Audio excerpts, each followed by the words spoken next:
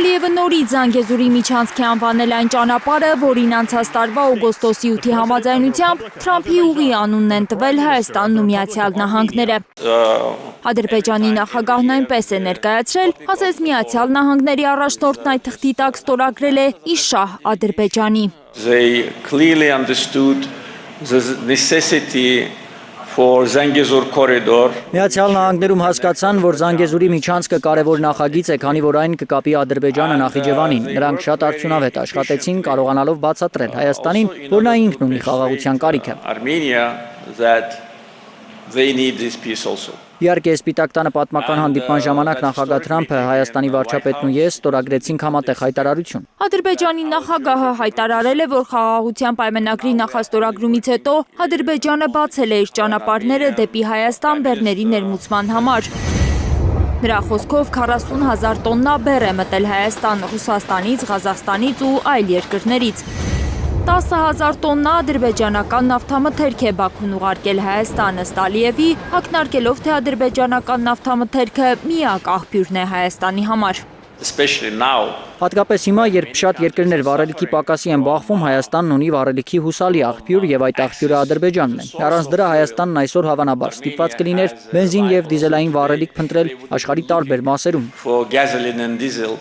all over the world. Չես կարող դառնալ տրանզիտ երկիր, քանի դեռ չես կարգավորել հարաբերություններդ հարևանների հետ, հայտարարել է Ալիևը։ Մենք սկսեցինք առաջնորդել այդ գործընթացը։ Այդ նույն ժամանակահատվածում իրականացվեցին էներգետիկ նախագծեր։ Ադրբեջանը կառուցեց բազմակողմ միջազգային համագործակցություն։ Ադրբեջանի ղեկավարն այս համոզմունքն ունենալով պնդել է, թե Եվրամիությունը սխալ խաղադրույք է արել, Հայաստանը համարելով կարևոր տրանզիտային հանգույց։ Ադրբեջանի նախագահը արդարացում է գտել դրա համար։ Բրյուսելը քաղաքական նպատակներով սիրաշահել է Երևանին։ Երբ Հայաստանը սկսեցին ներկայացնել գրեթե որպես տարածաշրջանի գլխավոր տրանսպորտային հանգույց, դա իհարկե մեծ տարակուսանք առաջացրեց։ Մի երկիր, որն ընդհանրապես որպես տարանցիկ պետություն գործելու փորձ չունի, հանկարծ դառնում է գլխավոր տրանսպորտային հանգույց։ Լիովին անհասկանալի է, թե ինչի վրա են հիմնված նման գնահատականները։ Ալիևը հայտարարել է, թե թույլ չի տալու Բաքվին ներքաշել աշխարհաքաղաքական խաղերի մեջ։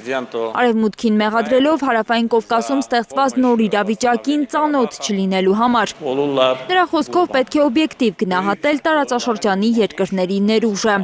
Ադրբեջանի եւ Հայաստանի միջև անմիջական տրանսպորտային կապի հաստատումից հետո, լինի Զանգեզուրի թե այլ միջանցքների միջոցով, երբ քաղաքական տեսանկյունից Հարավային Կովկասը պատրաստ լինի եռակողմ համագործակցության ձևաչափին, իրավիճակն այլ կլինի։ Այսօր դա չկա եւ այսօր յուրաքանչյուր երկրի ներուժը, թե տնտեսական, թե քաղաքական եւ թե ցանկացած այլ ներուժ, պետք է ճիշտ գնահատվի։ Այն պետք է ճշգրիտ գնահատվի նաեւ ժողովրդագրական տեսանկյունից, դա շատ կարեւոր է։